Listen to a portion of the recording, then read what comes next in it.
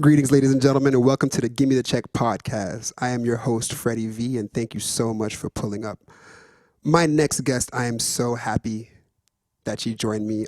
Actually, I have to give her some props because she's one of the people that was able to open this door for this opportunity to the podcast. During the pandemic, I started doing a lot of IG lives, and it kind of led to what I'm doing here right now. And when I called her, because we've definitely collaborated a couple of times, she was like, sure, bro, no problem. So I got to thank her because she's one of the artists that definitely helped this initiative happen. And she is definitely one of the queens of R&B in our city. She has been mentored by Babyface. She has tracks with Internet James and Pusha T. You can hear her music on different Netflix TV shows. She has performed in Osheaga, the Montreal Jazz Festival, and she has so much more to come. It is only the beginning. Ladies and gentlemen, I want you guys to welcome the master of craft, Kallitechnis. What's up, boo-boo? Wow. Not worthy, but thank you. Stop it. I mean, I knew you were gonna go ham, but You know I like to roll the red carpet for you. I'm like, my heart's palpitating just because I need to live up to that. Oh no, that, that's wow. what you. Hey, that was what I just said was the past. It's true. That's what you've done. You know what I'm That's saying? true. And you put in work, and this is why we're doing a podcast to kind of give a platform, like artist to artist. You know what I mean? Saying what we've done, giving each other our flowers for the work that we're putting in, and Yes. sharing what we're going through right now as we open for the future, especially with everything that's happening in the world right now. I think it's important. So I want to thank you for really pulling up and doing this with me. Thank you for having me. I'm so happy to encourage this whole initiative. It's dope, and Montreal needs it. And I'm sure we're gonna get into why exactly, but yeah, Montreal needs that. Yeah, that's so dope. That's so dope. Okay, so shall we start with the come up? Yeah. That's why I like it because you call it the come up The too, co- just like the I think come up. too. So Yeah. let's start. Where were you born? Where did it all start for Kallitechnis? Kallitechnis origin story. Go. Yeah. Kate, born in Montreal, Greek ethnicity, only child. The Greek culture has just been like a foundation for me, basically. So I read Greek, speak it, write it. Yeah, music has been in my life from the jump. Like my earliest musical memory is probably my mom and I singing to Snow White. We used to sing along to a bunch of Disney classics. And I've always been really supportive when it came to the arts. It was always something I was encouraged to do outside of school, like an extracurricular activity. So the talent shows, the choir practice in high school, the ballet lessons since I was 4. Yeah, so my artistic side, which I think my mom really helped cultivate because she's very much a crafts woman. She's a fashion designer, and she has a lovely singing voice. So we always did karaoke parties, just the two of us, typical only child, awesome bond with parents situation. I've grown up with a lot of love, but going back to music, it was just always just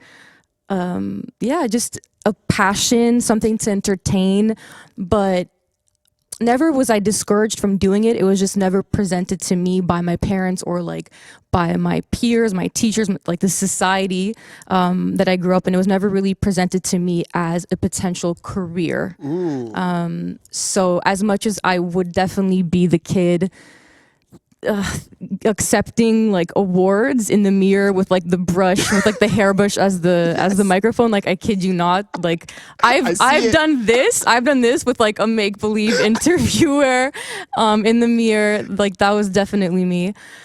But yeah, it was just always something like a daydream, and it only really became a reality when I just couldn't deny the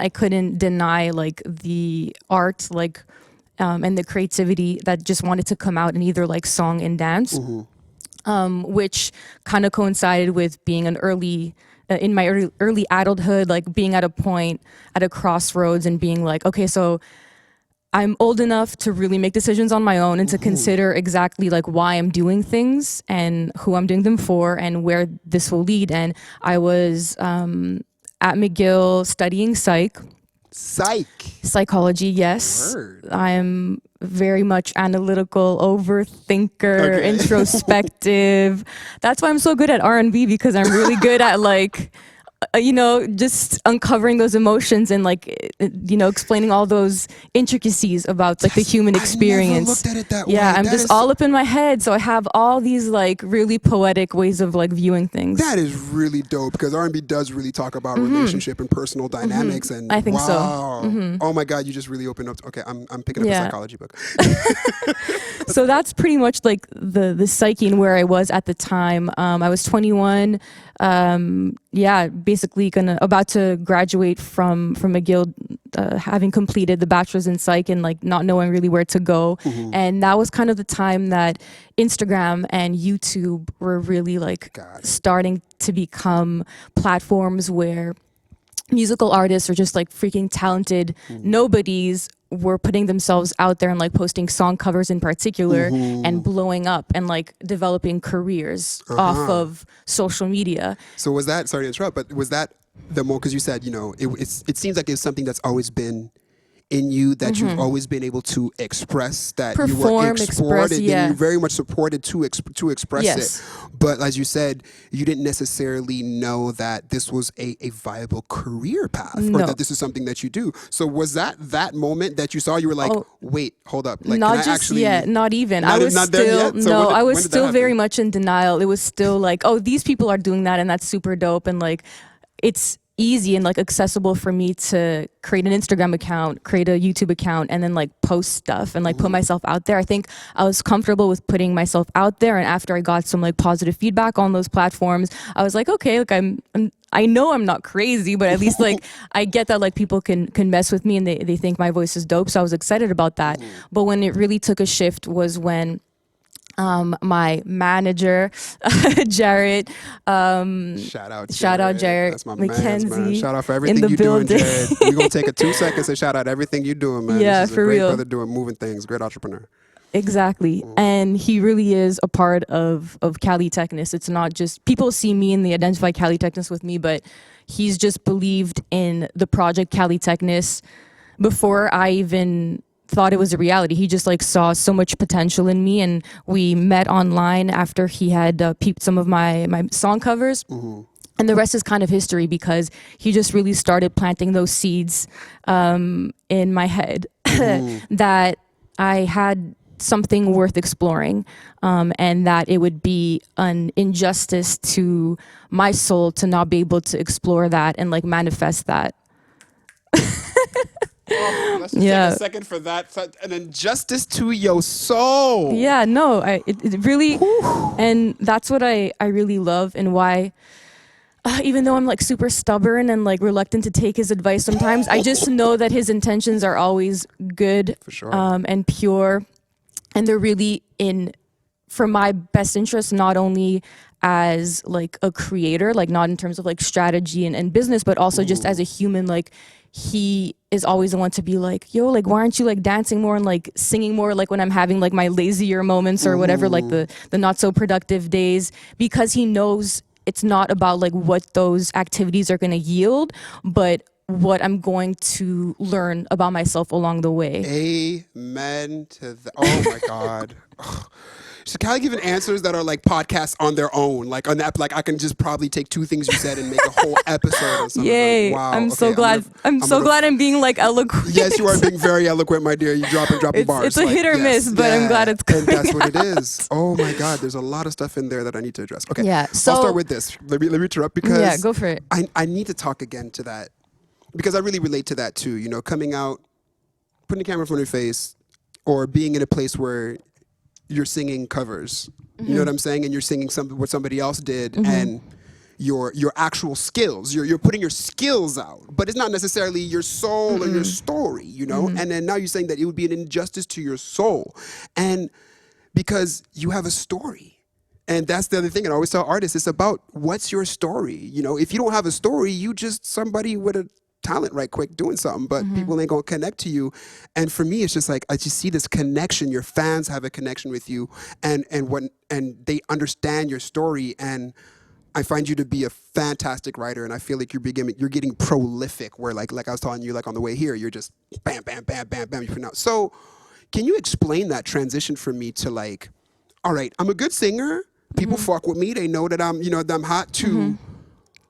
All right, what do I have to say? Like, what's next? Like, what, how did you guys like, how did Callie's transition of singer that people fuck with to artist? Explain that process. That's exactly what it is. It's a process, and I think that's what I think didn't process right away. I didn't process the process. I didn't catch on to just how much work was ahead of me before I really got to be comfortable identifying as an artist. And it's practice. It's practice.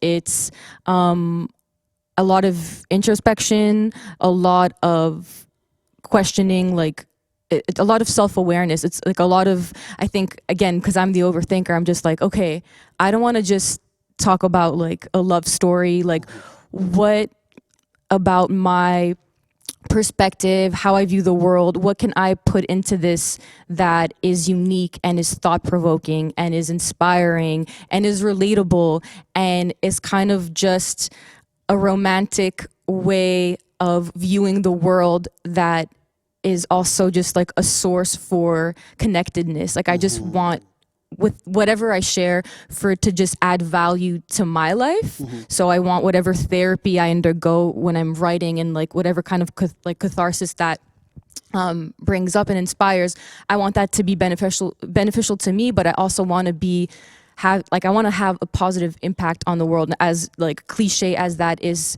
to say, it's just a matter of that awareness, and that awareness is just that I'm a privileged person, I'm a white person doing R&B, so I'm very in tune with what it means to occupy this space. So I just feel like I have to be even more undeniable, because I have to pay homage to like this genre of music that I really connect with, but I also want to make sure that I'm transforming this thing that's alive. Like, music is alive. So I just want to make sure that I'm always like feeding that creature this ball of energy that the whole universe can connect with. And I just want to just keep it going, and to give it my twist to it, and to just enhance the musical culture and the R&B culture in particular. That's beautiful.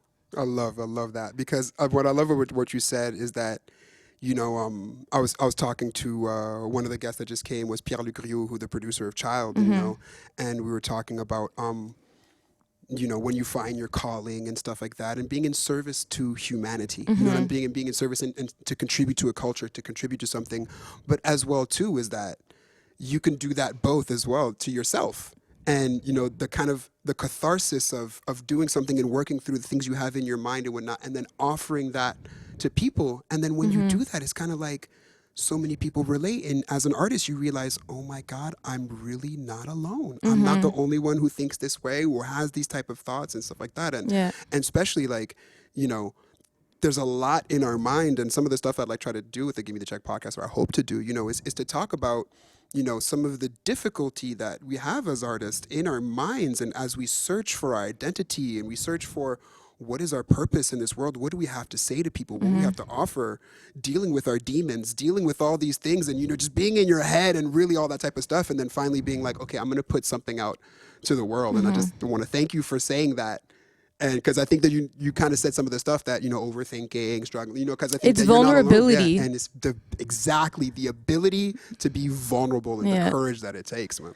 That's beautiful. Yeah, I think that's what I appreciate most from the artists that I enjoy, and that type of like vulnerability. I call it soul. It's that just like intangible X factor that an artist can add to their art, like whatever medium it has. And that's just this inhibition, this just like purity of expression, this like openness, and vulnerability. It's just not being afraid to be exactly who you are. And you don't need to make excuses for yourself. Like, we all are very much imperfect beings, and I think it's important for us to all connect in those moments. Amen. I was having kind of, just over the year, just kind of powwows with different artists and having these kind of honest conversation about what goes on in our heads during this process. And one of the artists, we all spoke to him and kind of told him, and he was like, look, I'm trying to do these things and whatnot, but I had done an IG interview with him. I'm not going to put him out there right now, but man, and he just kind of started talking about, how he grew up and some of the things and just, really being free. He was in a free, and we all started just taking a step back and being like, bro, your story right now, like I have goosebumps, like because you're being vulnerable right now, because you feel like you're in a safe space where you can do this. And we're like, no thing, but man, please, can we hear that in your music, yo? Exactly. Can we hear that in your music, please? Yeah. Because we always want to come out and, in my brand. And Yeah. I have to, you know what I'm saying? And all these type of things, but especially in R&B, you know what I'm Yeah. saying? And definitely, and especially, we have this thing of, I got to be suave, I got to be sexy, you know what I'm saying? It's my representative, you know what I'm saying? But it's kind of like, yo, it's the vulnerability that works. And this person's story was so, and they're like, and then when we told him like how beautiful his story was, he was kind of like taken back too, and he was like, "Okay, I think I needed to hear that." I'm like, "Yes, you did, mama." Like, Yeah. you are enough. You are just, and so many more people than you think will relate to your story than you think. So just, I want to tell, man, from what Callie is saying, like artists, man, like vulnerability, being able to, share that honesty in some type of way, you know what I mean? And if she can do it, if we can do it, if other people, then you can do it too. And that's why we're doing this podcast. So really, like, thank you for saying that,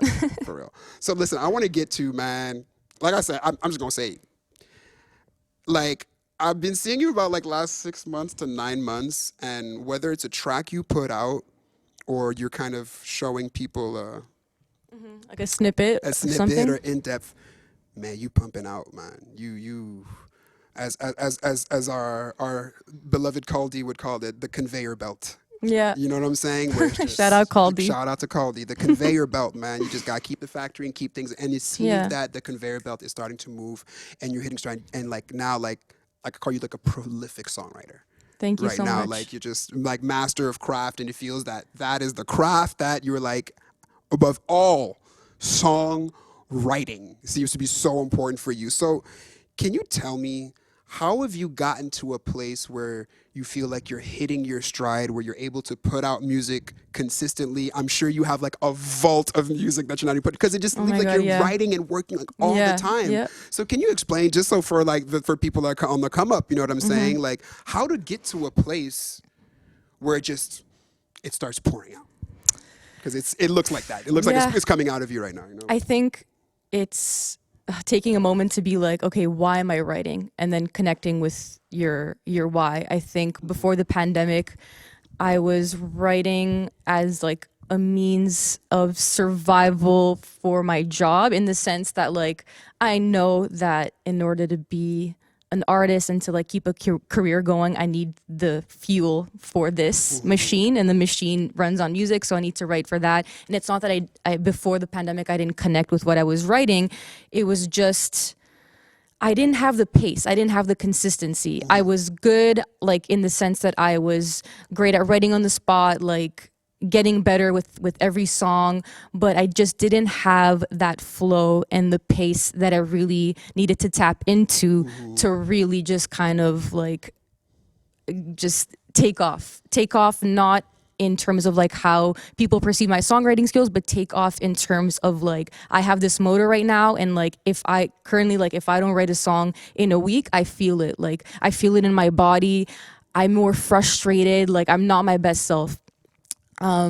So it was just a matter of like reminding myself why I'm doing music, like why I'm writing, why it's important for me to write, what do these words mean to me, what can they mean for other people, and then just not making any excuses in terms of like productivity and just being consistent. Again, shout out to Jarrett for being the guide here and really telling me like, Cass, you should be like writing every day.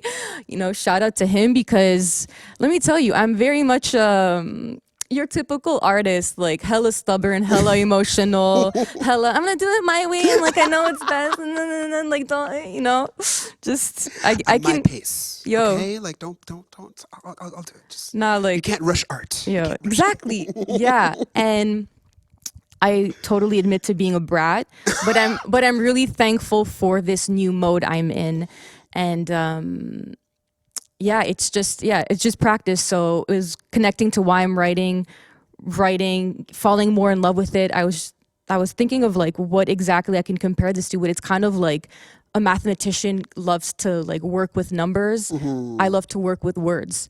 I'm Amen. a nerd. So I get literally excited now. Like if somebody sends me a production and it has like a particular style, I'm gonna be like, ooh, okay, so like what kind of rhythm, like how am I gonna attack this? Like what kind of words will capture like the texture and the ambiance of this production? If I'm working from scratch, like the intention of what I'm gonna write about and like how that's gonna flow, it's like there from the beginning. It's just a game that I play now.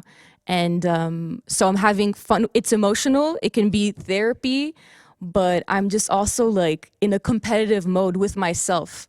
And I just feel like Like that. I get a high off of getting better and better each time. I love that, being competitive with yourself, because I find that that is kind of like a very crucial moment in an artist's career, no matter, where in your journey you may be as an artist. And I think that pace is very important. And that's the goal, is to get to a place where your pace is consistent, you know what I mean? And where you're putting out, and obviously once your pace picks up, it means that not everything is going to, you may No, not put no. everything out and whatnot. And, and that's where we call, the vault, or the conveyor belt, where you're just stacking up your catalog. Because as you said, I find that as artists, sometimes we get so much in our heads, and, it's my song is my baby. You know what I mean? And oh my, I'm not ready to put my baby out into the world yet. Oh my God, it needs to be perfected. Okay, I make another baby. And there's so much value. And it's true. And each song is a child, you're birthing things into, but to also balance that with all right, I got another one.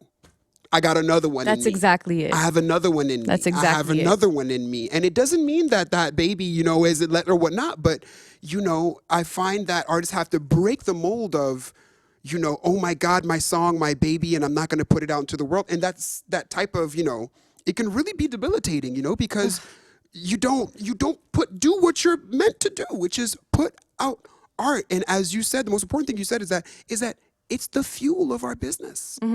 It's literally the fuel. So if we are not putting fuel in that tank, what are we actually doing? No, exactly. Like, I think the worst thing an artist can do, and more specifically, an independent artist can do, is like hold on to music. I think the best thing you could do is like develop this like non-attachment with the music, because you should just be confident enough in your belief and in your improvement in your own craft that will come with practice, that like your best ideas are to come. Like you can reach a level of fulfillment with what you're doing currently, but just be confident in yourself enough to know that like I'm only gonna get better. So like why would I hold on to this when there's so much more to look forward to? Like I don't think, if you truly love your craft or your passion, I don't think there's an end point. I don't think there's success to be attained. I think you just always need to be in love with what you're doing. I'm just going to look at the camera like this right now. You know what I'm saying? Because, there's a couple people watching this, and I ain't going to call them out. And everything that Callie just said validates me. Really validating, because it's exactly the conversation that we were having in the group artists. Artists wrote this song, bomb top line, man. I mean, it was like, woo, okay, cool. Got a call. Producer wants the song for another artist. The song is a bit personal. The process of the song was cathartic for the artist. And so that came with attachment. And Lord, let me tell you, the debates in the crew of, do I take it? Do I keep the song? Do I give it? I don't know. He loves me not. You know what I mean? And racking our brains over it. You know what I mean? And then it came somewhere and it was just like, all right, as producers, as co-collaborators and co-creators and co-writers, we have to respect the cathartic process. The emotional, especially when it's like your first, and you had that real personal song that you get over and whatnot. It's something. It's really an emotion, and you have to at least address it and give that respect to that emotion that's there. But after speaking through it, and why? Okay, I get why you're attached to it. I get it. I understand for sure. Now it's just kind of like, I'm like, I quote D-Smoke. I'm like, we could take a loss, we gonna get it right back. I'm like, what is it? Like, let's just go back in the stew and we just gonna do this again. Yeah. I'm like, you mean to tell me that this is the only thing that we can write about mental health, about empowerment, about you know what I'm saying, the self-care, or about a partner that was there for you at in your lowest. What? There's only one song that we can do. That's just a topic, but there's so many different angles about that topic. And so just to hear you kind of say that and just being like, attachment is one of the worst things that can actually do. It's paralyzing, but I understand it too, because it's just like, it's an emotional process. It is, but it's not to be used as an excuse for not putting out music. I feel like, yeah, you know who you are. There's so many talented people that I know that they just self-sabotage, and like, I know I do my own version of self-sabotage, but I just really get frustrated when I know people have like fire in the vault and they just don't put anything out. In 2021, it's not a matter of like feeding the machine in the pace that is like very much unhealthy in the music industry right now, in terms of like the rate at which we release music. I get that, but let's not neglect the fact that like, if you're doing your art form as like it's your career and you're trying to like make some money, those opportunities, and it doesn't always come in the form of money, but opportunity comes when people see that you're consistent, when they see that like you're progressing every time you put out music. Like, you're not doing anybody a service by hoarding your crafts. Exactly. You know, like the artist that you just mentioned that like was super attached to that song, like rather than seeing that as a loss in terms of like the possession of the song going into somebody else's hands, like that's just so awesome that somebody else thought that you're really exactly. What's it called, personal experience was relatable enough to want to adopt as their own, to share with more people that are going to mess with it. Exactly. So and it was like, and that's exactly what it's like. That's a testament to the writer. Exactly. It's a testament to the writer, and it just means that this is something that can be explored in so many different ways and whatnot. So I think a lot of people kind of need to hear that.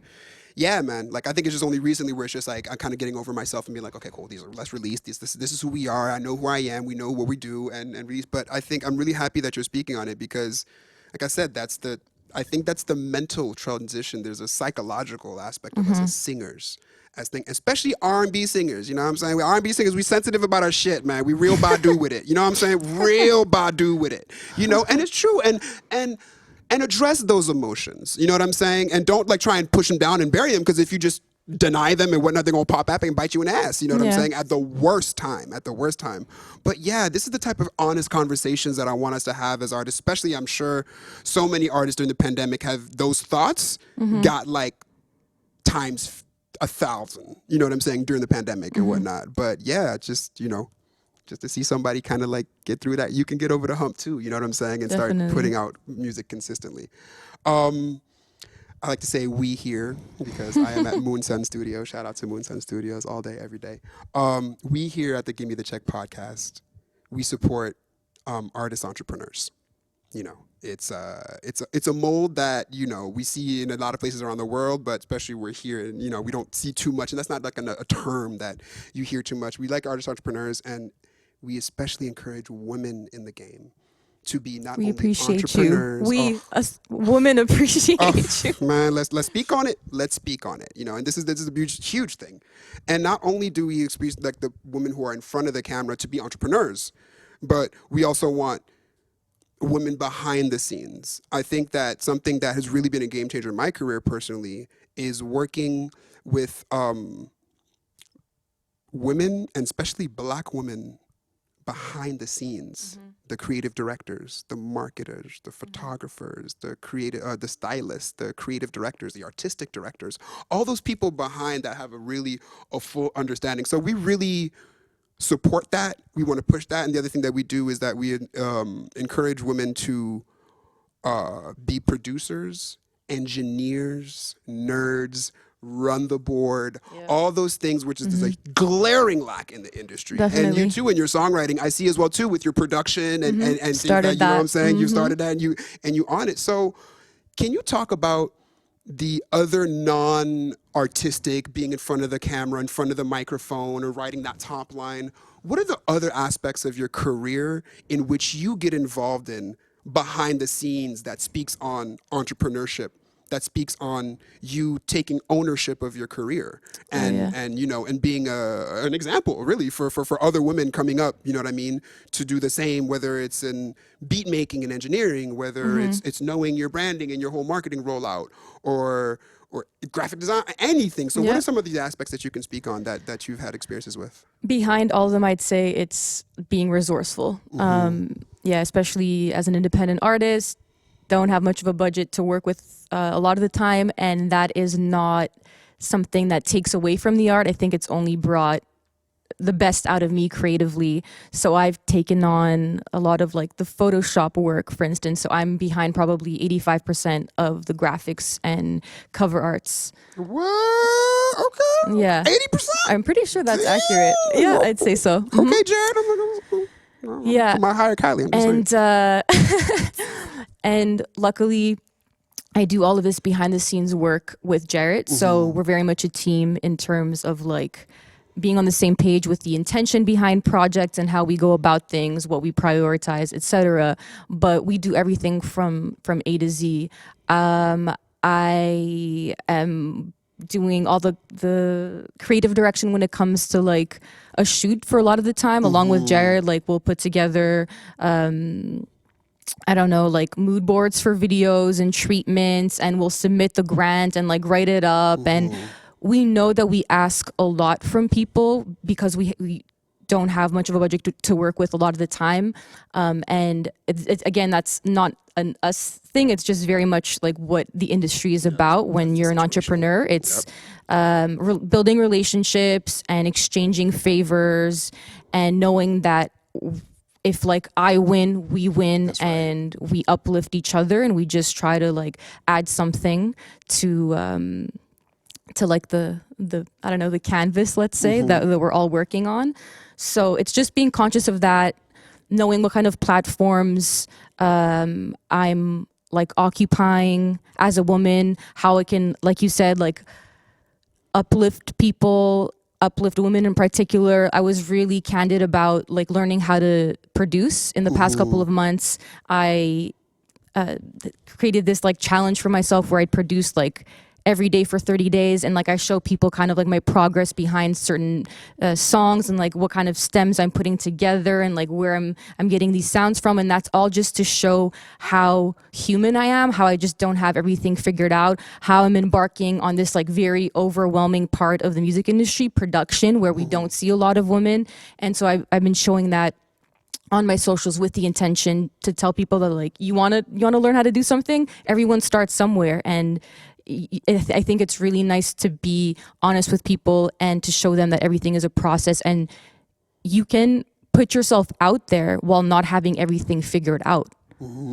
That's what being an artist is. It's constantly adapting to the situation and to the situation and doing the most with the least. I think that's what's super inspiring. So yeah, it's so intricate in terms of like what I'm responsible for, what my manager Jarrett's responsible for, but it's really from A to Z. The tiny things that we outsource are like, we have a lawyer, a music lawyer, someone who specializes in the music industry. Yeah. We don't work with a publicist yet, so I'm very much like social media savvy, again, not because anyone taught me, but because I taught myself. Totally something that anyone can practice to do just through their attention, how things operate on various social media platforms. And yeah, it's just exploration. Like I don't have the luxury right now to have somebody do my socials. Do I want to be on Instagram for a good chunk of the day, answering DMs, like establishing collaborations through the DMs? And like, unfortunately, that's part of the business. Yes, it is. As toxic as social media can be, like if we're being completely honest, like Instagram is very much a vortex. Yeah. So that's also a big part of the job, is figuring out like what the balance is here, like how this can be useful and when it stops becoming a tool. Got it. Yeah. Because I think that's, yeah, man. I think that, like you said, with something that you do, which I find very generous and speaks to your vulnerability is whatever, is that you let people in. You let people in on the process. You know what I mean? And it's not super perfect. Like, you know, and things are not perfect. You know, that's something that over the years that I've gone over myself, it's like every time I present myself, I have to be. You know what I mean? 100. But being like, yo, it's okay if people see something in your eye when you're in front of the computer, like messing with those stems and that sound is not right. You know what I mean? And you're letting people, oh, okay, so she has her moments too. So if she can do it, I can do it. So I think that's really cool. I think I have a really good example of yours that maybe that you can speak about. Sure. So just kind of like for the audience, because if I'm not mistaken, I think this was something that you really let your fans into how this was done. And I think it was the rollout for, I'm pretty sure, because I can't keep up with you no more. I'm pretty sure it's your latest single, Colors. Colors is the last one, right? Wake Up, Get Down is Is the last. is the last one, but yes. Damn, like, I missed Wake Up, don't- Get Down. No, I can't no, keep up. I'm doing podcasts and production. I can't keep up with No, you, Kylie. honestly, you just I roll know. them out. Damn, I know. Wake Up, Get Down. Okay, I'm Yeah. getting on Wake Up, Get Down. So, but let's talk about Colors right Yes. quick. Man, the cover art of Colors. And I Yeah. was like, oh, that's a dope cover art. And then you were like, let me show you guys how I did that. And everybody was like, stop it, Yeah. girl, for real. So talk to us about that, because I think that's just like the perfect example of Yeah. all the things that you said. Your resourcefulness, having a vision, ownership, taking control, all of that. Talk to me how that cover, if you guys go ahead and open Yeah, another it's the- browser, go check out Colors right now on Spotify and just look at the cover art for that. Yeah. So yeah, I basically exposed that cover art. It's funny because that exposure, yeah. the expose of the Sounds of Expose. Solitude cover art kind of happened because I saw that there's this type of tweet trending on Twitter where it was like the setup versus the shot. So people showed like where we shot this, like, you know, perfectly edited, you know, image post production, and then the shot itself. So I was just like, it was only then seeing people post about their process that I realized, like, oh shit, like I take for granted sometimes, like just how we make something pretty dope out of like nothing. And when I mean nothing, I mean like we shot that, Leanne Benoit, very talented photographer, creative director. She shot that in my living room. I got the backdrop I thrifted it from Village des Valeurs, from Value Village. Wow. Yeah, I put together that outfit. Had the intention so the intention was initially like to convey colors with like this multicolored shirt that I had, and then I just like kind of made sure that the palette coincided with like the backdrop that I picked up. My cat was like lingering behind, trying to like scratch on the backdrop while we were shooting. That's awesome. Leanne is just so talented that like she just used the daylight, and we didn't even have any like crazy production lights in the apartment. And basically, like, you can make something dope as long as you put that intention and you're creative enough and like you care enough about the quality of your product. You can do magic. Yeah, like man. As long as you use your brain and you collaborate, because you may not always have like the answers or like the right ideas, but if you're just open to collaborating and people meet you halfway. And Leanne was really humble in wanting to collaborate with me in such a casual context, let's say, when she's used to working on like big sets and whatever. And so she just really met me like as an artist herself. And yeah, we created some magical cover art that like resonated really well, and I do think is a big part of why those songs did well. So that cover art was used for the 2 songs that make up Sounds of Solitude, which is this like mini EP, Colors and Gifted. And I really do think that a lot of people's experiences with the songs, I think that experience was enhanced with how they perceived the cover art. Yep, exactly. And I think that had a very huge part too, because that's the thing. It's like for me that rollout was so strong because, you know, it's like you said in the chorus, you know, like what it feels like, what it tastes like, what it looks like, Yeah. what it sounds like, what it, you know what I mean, And in music, we have the ability to do that. Yes, it's audio, but it's full of multimedia, especially today. You have to have a 360, three-dimensional attack in the way that you do it. And it just seemed that everything was in line and in tune with the concept of what the song was, the visual, the audio, the words, and all that came about. And to see how resourceful and creative you were in the relationships. And that's the other thing too, I really want people to listen to how she talked about the importance of curating relationships with other types of co-creators that you will need to complement your music and your art. Exchange of services. That is, guys, that is so important. And then that's where, your humanity comes into play, where you have to know how to meet people, how to think, maybe a DM at first, and then afterwards you see them in real life and you're able to work, and you have made this exchange with a woman. And shout out to all these amazing creative directors and designers who usually work on amazing, huge sets for huge corporations who understand the value of artists and who are just like, okay, no, I'm going to do something. I believe in this. I'm going to meet this artist halfway, Yep. And so thank you for letting people into that. Thank you for online showing and giving people really insight into how that came about, because I think that gave people even people who are not in music, a lot of inspiration about how they can okay, I can, what I mean? I can do this too, and just, and that was just dope. I really loved it. I'm glad you liked it. So, let's get into the deep things. Let's get into the nitty gritty. That was what we've been talking about. It's not nitty gritty. Oh, my bad. It's not too deep, but I know you're ready. I know you're ready for this, and I would love to hear your perspective on this. And it's a complicated question, and we here at the Give Me the Check podcast, we this is what we talk about, And this is an R&B perspective. A lot of the guests that come here have a very big contribution to the R&B culture that's coming out of Montreal and Quebec and the rest of the world that's being exported. So Canadian R&B is on the rise, like internationally. I think we can say that. You know what I'm saying? Yeah. Daniel Caesar, definitely, Cara, all over, and I think you're definitely one of them there. Especially representing our city. But.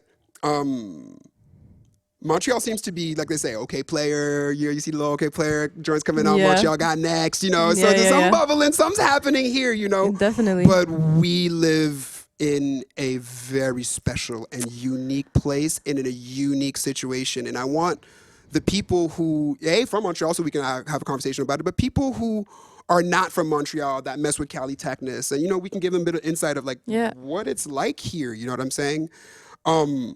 There's a lot of obstacles that we have living intricate. as R&B artists from Montreal, but in Quebec. And for me, one of the biggest obstacles are, and I'm going to say it, je sais qu'il y en a quelques personnes qui vont être fâchées, je m'excuse, mais c'est juste la réalité. It is just facts. The category of R&B does not exist in this province. I repeat, the category of R&B does not exist in Quebec. So it's such a it's a pill to take. You got to swallow it, but you know what I mean? But it's I've come to that conclusion, and it's just facts, So can you speak on this phenomenon of what it is to be in this super multicultural city that's booming with arts and whatnot, but however, we're part of a province and we're part of a larger scale thing that's not part of Canada, that's Quebec. And we have these obstacles. What is your perspective? What are your thoughts on this? What are your experiences? Share with me how you feel. It's deep, huh? I told you we're going there. She's on my chest, my heart. Yeah, my heart. No. Oh man, it's so loaded, and I think the one word I can identify with existing as an R&B artist in Montreal, Quebec, Canada, it is often so isolating. And it's so unfortunate. I'll tell you why. Because music is such a great meeting place for community. It's such a great way to bring people together. And we don't have that. That like infrastructure doesn't exist. And I'm excited because people like yourself, this platform right here, this is all part of building that infrastructure. And like, that's why I was like, hell yeah, I'm gonna participate in this. But we don't have that right now. And it's so isolating because we want as artists to always like strive for like the best version of ourselves. And the best version of ourselves isn't necessarily an artist that caters to the Quebec market. The best version of Kallitechnis is an international like legend, Yep. you know? And that's always been goals. And it's just really frustrating to live in a city that doesn't recognize that that is amazing. It's amazing that I would strive for that reach. It's amazing that I go to LA 2 years into my career, get mentored by Babyface as a Greek parkexer, like white girl doing R&B, and like no one. That's the thing. It depends on like whose attention or what you're really looking for, but like Right. people don't recognize that for the value that it has. And I'm not saying I'm all that, but what I do know is that wherever I go, whether I'm existing in a virtual space and people halfway across the world are like listening to my music, when they see, oh, Montreal, Quebec, Kallitechnis is from Montreal, Quebec, like I know that I'm an amazing ambassador for this city, That's right. for this province, for this country. I just know that like as an artist, I'm showing up for us, you know, like I'm like adding to the culture I'm a part of, and like I'm contributing to that. And unfortunately, this province just doesn't allow somebody like me to thrive. And so a lot of people in my position in the past have ventured elsewhere. They move, they focus on like their way out of the city, how many collaborations they can make elsewhere because there's no media coverage for them here. The grants don't support the fact that their music is mainly in English. We're just not seen, and like you said, we're not valued because we're not even on the radar. And I mean, I get so much love, so like I'm grateful, and like I'm not coming from a point where I'm complaining, because I know that like Black artists in my position have it like way harder. Somebody like Keitra has been killing it since 2013, and I think he just recently got some media coverage that can basically parallel like the level of acclaim he's reached right now as a 2-time Grammy award winning producer. Yep. And so that's inspiring to me, but we can't just rely on like one artist to kind of like lift everybody else, like everybody up, you know? And especially because as much as Keitra is dope and as much as he exists in like the sphere of R&B, he's really far from like what I'm doing, you know? He's not a woman, he's not a singer, he's not a white woman doing R&B. So like not only do I not see myself and I feel like I'm the first to do it out of this city, but I'm doing it against all odds because there are more people that listen to my music elsewhere than they do in like my own city. And so that's really hard to deal with when I also want to put on for the city and I want people that are like following in my footsteps to feel supported, but like I can't break my back establishing that support when I don't even have it myself. And that's what's really frustrating when having a certain responsibility as an artist, which I do believe I have. But it's hard when I haven't been given that support myself. I feel that. Yeah. That's so much to unpack. So much to unpack. That's so art. That's so However, honest. I do want to say that like there excuses aren't like good enough, and I think this pandemic has allowed me to figure out ways where I can help people, not just by like showing the behind the scenes and like how I get things done on social media, but like really just like encourage other artists. And I've started doing these songwriting sessions, so like I'm sharing what I've learned about the craft so far with people who, you know, lack that experience. So I think just having the intention and like starting with these smaller projects, it's something. And it starts. That's the road. And at least people feel like they're seen and like there's a place for them to potentially thrive. But there's a lot of room for growth. Oh, for sure. There's so much room for growth, and you know, there's so much stuff. But I think at the end of the day, it's you know, when you see other artists, whether it's French rappers in Paris and Marseille, or it's Lil Baby in Atlanta or whatnot, it's like my city puts me on. You know what I mean? And it it becomes significantly that much harder when you have to export yourself first from the location that you are at and then have to come back home afterwards. You know what I mean? Or vice versa. When you have that kind of lift, and you know, and it's not to say that the person in Omaha, Nebraska doesn't, you know, have some of the same obstacles because it's kind of the small town syndrome a little bit too. So there's a little bit of that as well too. But the linguistic barrier, the cultural barrier, the generational barrier, and what I also try and say too, that it's R&B for me is this is where I get frustrated. You know, for me, R&B in the rest of the world is like white rice.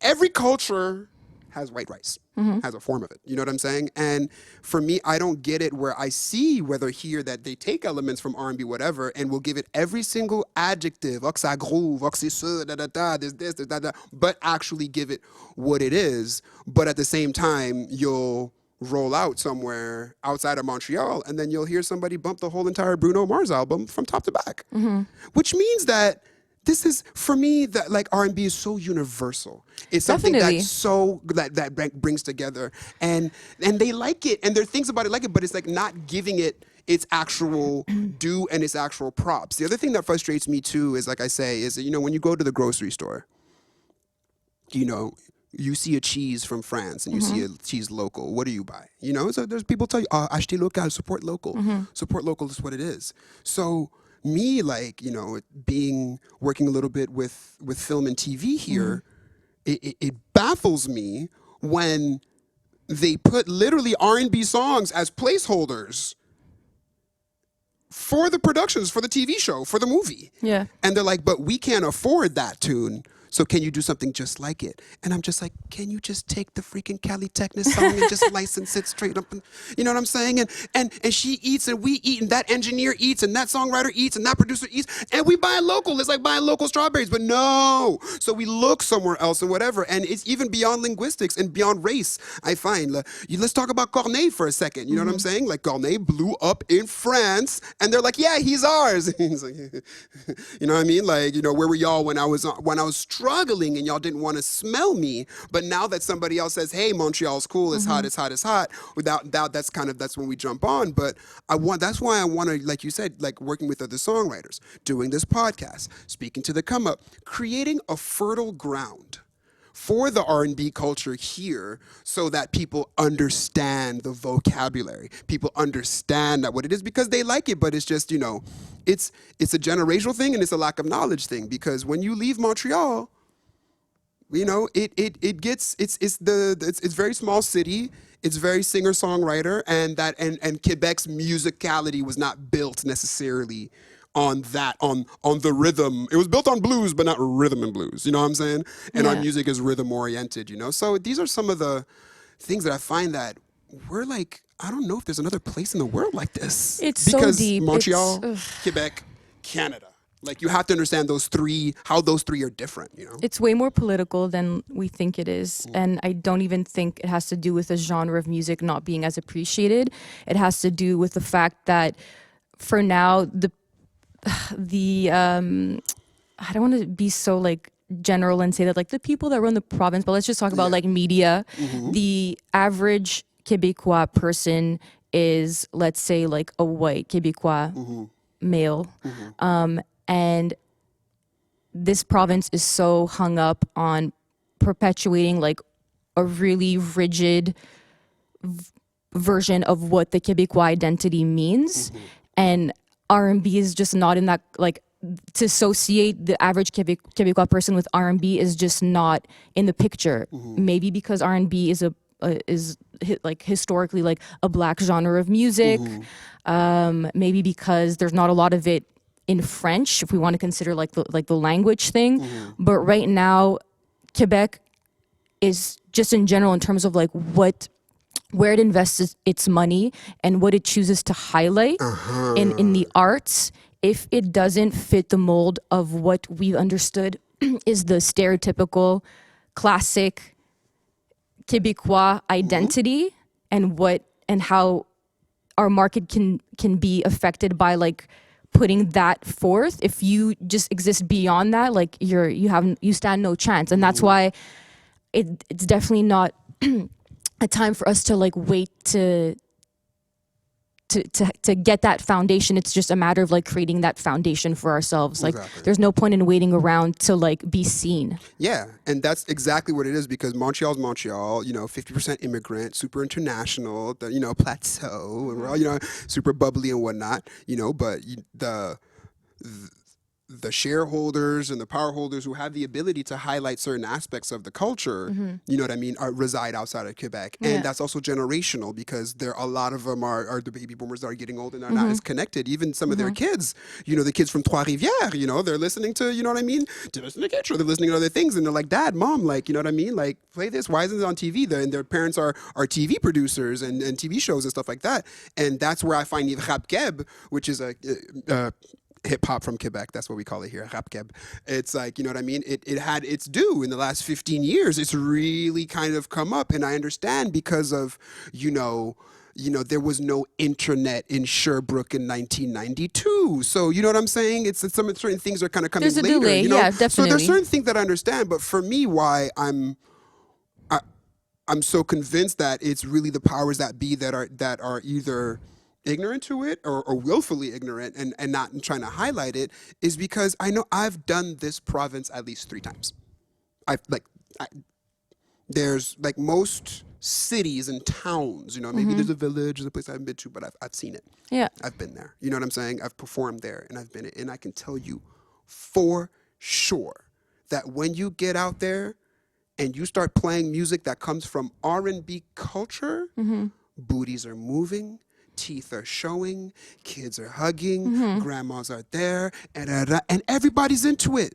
So you can't tell me that this music does not necessarily have an effect on it or what's happening. And Montreal and Quebec had a huge disco culture in the 70s and 80s. You know what I'm saying? So it's there. You guys can't tell me that it's not there and they should It's just that the powers that be are not highlighting it. And for me, what just baffles me is that there is an amazing scene of emerging artists that are pushing numbers, and it would behoove, especially in a pandemic and economic, it would behoove to kind of get behind and to uplift, because just like we want to do, what is the goal? Export culture, export Canadian culture, Factor, Canada Arts Council, Calc, whatever. It's the whole thing about exporting the diaspora of Canadian talent, of Canadian art, and thinking, look at what you're doing and whatnot. So let's get behind this woman and push. And it's hard, and a lot of the props that you're getting, a lot of the shine, a lot of the opportunities that you're getting are outside of the province. We are making more dough from opportunities outside than in, and we should be able to profit and have a fertile environment to be able to have a sustainable artistic career here, because we see so many of our counterparts living here. They don't leave the province, huh? Nobody outside the province knows them, but they chill. Shit's good, satellite radio turning, so can checks coming in, you know what I'm saying? Like, we good out here, And I don't get it why people who are really exporting and pushing numbers out there don't have some of the similar opportunities. So, yeah, man. That's it. So my next question to you would be like, what do you think are some of the things that we can do besides the Gimme the Check podcast, besides Kallitechnis organizing songwriting camps with different artists and giving the new generation on the come up, something to hold on to? What are other things that you think that we can do? Because I'm not going to sit here and do this podcast and be like, and bitch at Quebec. I'm not going to sit here and be like, oh, it's this and that, and things are happening to me. I'm the artist. Woe is me. Why? No, we have the power. We're entrepreneurs too, and these are initiatives that we're taking. So what do you think that are other things that we can do to kind of to bridge the gap, to help the next generation on the come up, to bring awareness to the powers that be, and bring more value to what's already going on right now? It's tough. It's tough to invest a lot of energy, again, like I was saying, into creating an infrastructure when doing music is not only just like an uphill battle, it's like, not to sound really like okay, this is not a pessimistic perspective. I just want to be as real as possible with anybody listening and getting into music. Doing music is kind of like drowning and figuring out how to swim while drowning. Nah, sink like or swim, bitch. Sink or swim. Sink or swim. So when you ask me, like, what do you think we can do to kind of, establish some type of R&B culture foundation here in Montreal for generations to come? My first answer to that is like, I need to make sure like my best self, like I need to make sure my oxygen mask is on before I help like my fellow neighbor, because I don't think people realize just how hard it is to do what we're doing. And I'm not talking about like me, like I'm just here like as a representative for any other independent artist doing it. Like we are all freaking struggling. So it's hard for me to come up really with many innovative reasons, and not reasons, ways to really create that foundation for other people or even for ourselves, other than maybe just being more open to collaboration, feeling less threatened when your peers do well and you feel like that's going to impact your level of progress or whatever. It's just realizing like I'm so grateful that Jared is like humble and rational, and when I'm all up in my feels and sometimes comparing myself to other people, he's like, no, like they're from Montreal, they're killing it right now. That's amazing for you. That means more eyes are going to be on the city. Like we're all ambassadors for each other. I think that's all it really comes down to. It's not necessarily what we can build, but it's just how to view each other and our interconnectedness. And like how we already have this community that we seek. We just need to like turn around and be like, yo, you're fucking, like, you're dope. Like, let's work together. Let me share some contacts with you. Like someone else succeeding has nothing to, will not impact your chance at like making it too, And that's again, what's so toxic about the music industry here is because we have it so rough, because releasing music here is so political and so intertwined with like what it means to be Quebecois, and like there's like the language barrier and the majority of the city being francophone and us making anglophone music.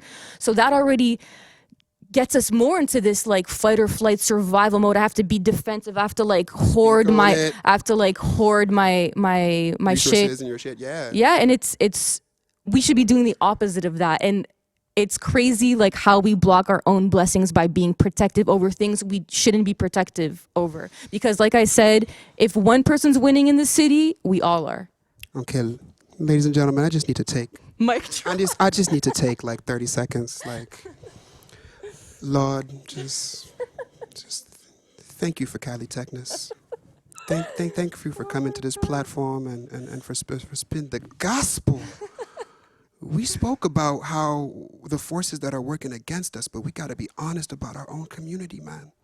And that is an impediment, and that is so real. And this is why, like, and I'm not gonna lie, man, I was that dude too. Oh, you compare and what it is, and what I mean, like, you know a little bit of my story. Like I got sick and the whole surgery and the whole thing, and when I was on that come up or whatever, and I'd just be sitting on IG and looking at these dudes like touring the world and whatever, and you're always comparing yourself. Especially Instagram is like a real Pandora's box for that.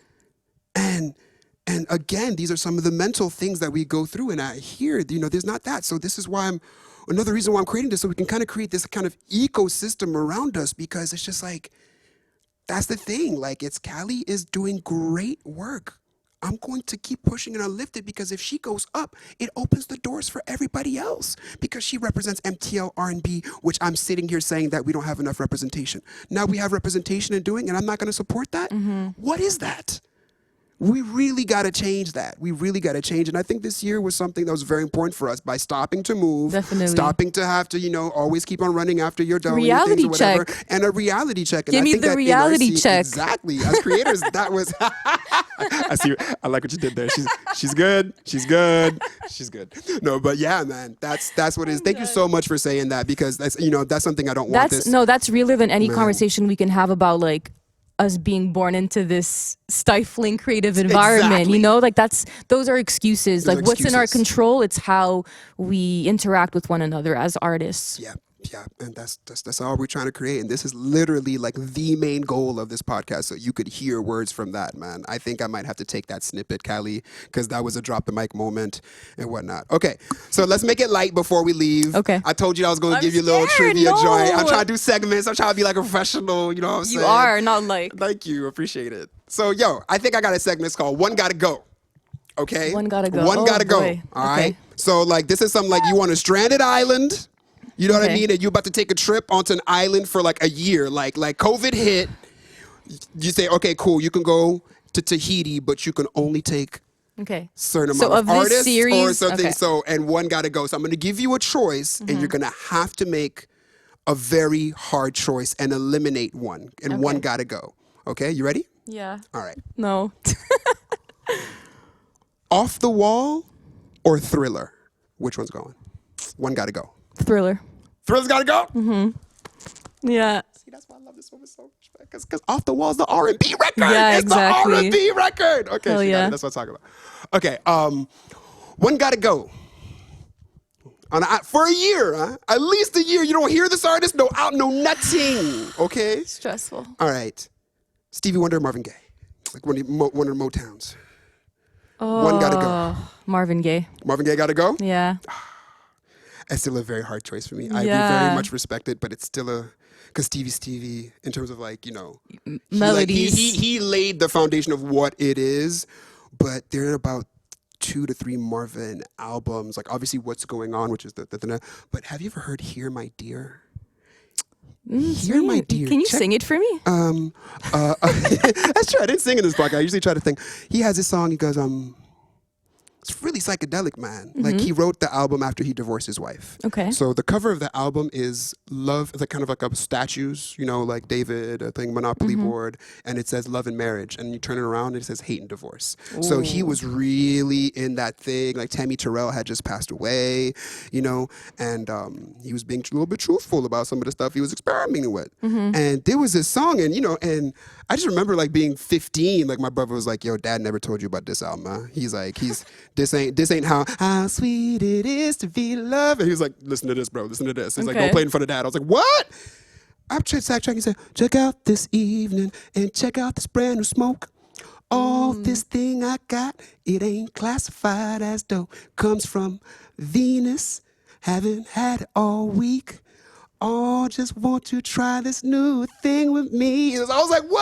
I was like, okay, Marvin. Like, I didn't know. You know, Yes. Marvin had a hippie side and whatnot. So that record for me is so important because anytime, you know, I'm a big P-Funk fan and whatnot. And so anything that kind of shows me that as a black person that I don't have to be in this little box. Definitely. And that I can go into these different places and be my colorful self and be like P-Funk intergalactic and, you know, and Afrofuturism and all that type of stuff. I'm all about that. I love you know that. What I mean? So yeah. Colorful self. I love that because that's what I mean with colors. It's just like exploring a possibility and entertaining another way of existing. That's right. So I love that. Yeah, man. Okay, so I'll do another one.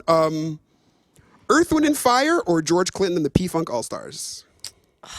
Yo, this is one of those. Like I'm not connected to either like that much that I can't. I don't know. Did you watch the verses? Did you watch the verses? No, with I Isleys? didn't. I Oh, didn't. okay. No. No worries. Okay, I got you. You're gonna have to pick that one But, you for know, I'll me. pick your just Earth, Wind, and Fire is like it's like white rice.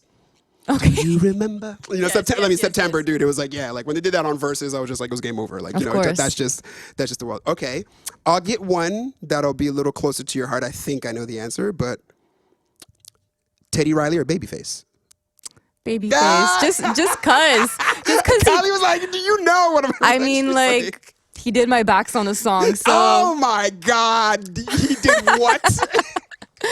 yeah, no, it's like surreal to even talk about it. But yeah, no. Yeah, talk about this. I think we have just like a couple of minutes just in terms of like what that experience was for you. I mean, Babyface, we can do a whole podcast on him right now. You know what I'm saying? Like, but I mean, he's the songwriter. Yes. He truly is the songwriter. I call him the king of bridges. His bridges are the best. No, so glorious, man. He always got the best bridges.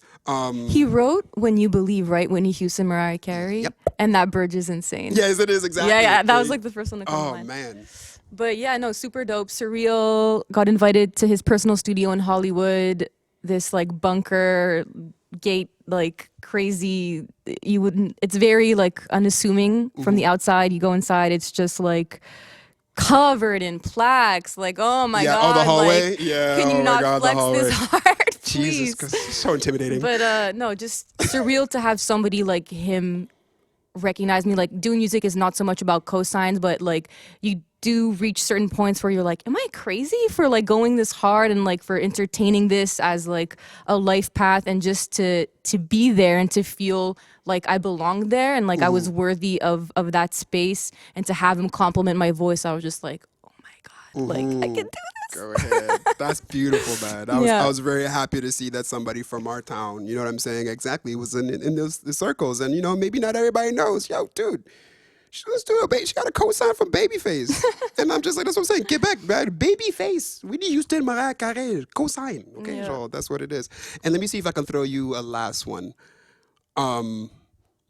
Boys to Men or Jodeci? Jodeci has to go. I love Boys to Men. Oh, just has to go. I was like, because if you chose Jodeci, I was gonna be like, oh no. I was like, it's hard. Boys to Men are the blueprint for like the NSYNC and the Justin Timberlake. You know, like it's just you have to recognize where things come from. And that's just true. It is. Yeah. For the NSYNC and all that. Yeah, it is. But I got a soft spot in my heart for Jodeci, man. I have a soft spot for Jodeci. You know when I really kind of understood, and it was a visceral reaction. I was watching the Wu-Tang versus battle. Okay. Ghostface and Raekwon. And they going in, and I'm watching. I'm just like, God, I forgot about the bars. God, they got bars, man. I was like, oh, dude. And the storytelling, man, they're so vivid and whatnot. And then Ghostface, I think, did the track that he did with Neo. No, what I did was that, but you don't get your man back like that. Oh, so he played that. I was like, Neo. oh, I forgot that joint. That was my jam. And then Raekwon was like, yeah, oh, you got me there. Oh, that was like 2 shots to the body. Okay, all right, Ghost, all right, Ghost. And then Ray came with the Jodeci remix every freaking night and every freaking day with Raekwon's verse on. I got up, I left the room, I started banging on walls, the neighbor. I was like at a Jamaican Sounds, I lost it. And I was like, I forgot. And so it's just to know that R&B can be hard too. You know what I'm saying? It could really have that head nod, but still the harmonies were so ridiculous.